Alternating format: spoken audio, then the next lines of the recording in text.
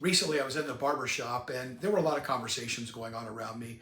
You know how you don't really pay attention to them until something is said that gets on your radar and then you tune in.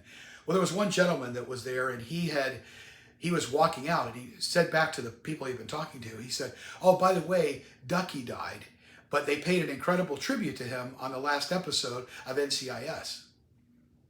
I thought to myself, Ducky died? Ducky, the beloved character Dr. Donald Mallard, played by the actor David McCollum, had been with the show for, well, believe since its very beginning in almost 20 plus years ago now. Apparently, McCollum passed away in November of 2023 during the writer's strike. And so this was a first opportunity that the writers and the show and producers and directors had this opportunity to pay their respects to him. So the entire show was all about Ducky. It was interesting because they did an incredible job weaving clips in and out and then also bringing back the old character played by Michael Weatherly, Tony DiNozzo. They even brought him back. It was an incredible show. What was notable for me was what they titled the episode.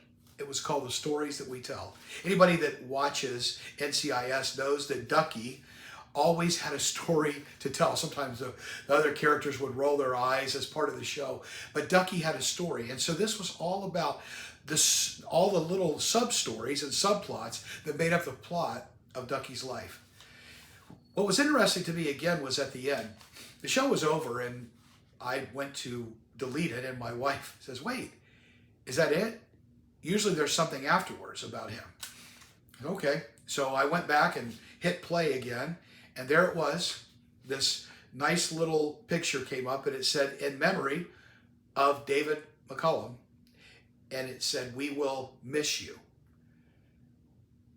It stayed on screen for about 20 seconds, maybe 30, and then it was gone. My wife looked over at me and she goes, "That's it? 20 years? 20 seconds?" And I go, "That's about it." It's interesting because it does seem like it was just a small tribute for a man that had been such an extraordinary part of the show. But that's unfortunately the way it goes. We have the date we were born and the year that we will pass away. And I think what they were showing us is it's what's in between that matters. And that's not just true on a show, but it's true in real life. It's the stories that we tell. More importantly, not only the stories that we tell that will live on, but the stories that we live, all those sub-stories that make up the plot of our lives. And we never know how much time is going to be between the date that we're born and the day that we pass away. McCollum, in this case, got 90 years. We may not all be that so fortunate. But what should matter to us is what happens in between when we're born and when we pass. And it truly is the stories that we tell. February is a tough time for Pam and I because both of us lost our fathers in the month of February, a few years apart from one another, but definitely 20 plus years ago for both of them they've been gone. Still, we think about them. We tell their stories. We tell the story of their lives. And often it doesn't have to do with what they did. Occasionally it does because they each had unique jobs and unique experiences over the years. But we remember the lessons that they taught, the stories that they told us about where they came from and how they grew up. We remember those things and we pass those on.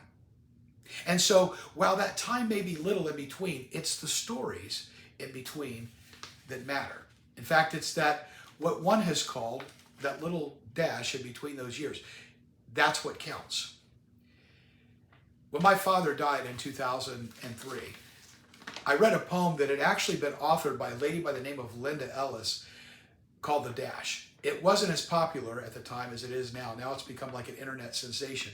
And a lady by the name of Linda Ellis actually authored it. If you haven't heard it, I want to read it for you now.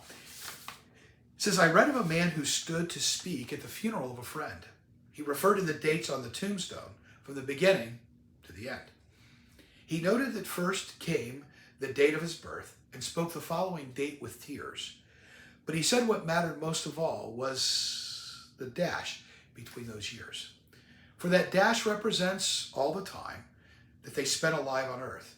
And now only those who love them know what that little line is worth. For it matters not how much we own. the cars, the house, the cash. What matters is how we live and love and how we spend our dash. So think about this long and hard. Are there things you'd like to change?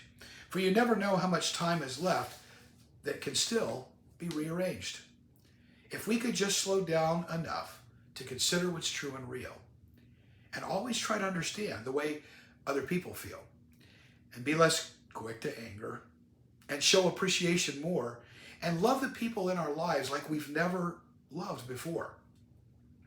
If we treat each other with respect and more often wear a smile, remembering that special dash might only last a little while.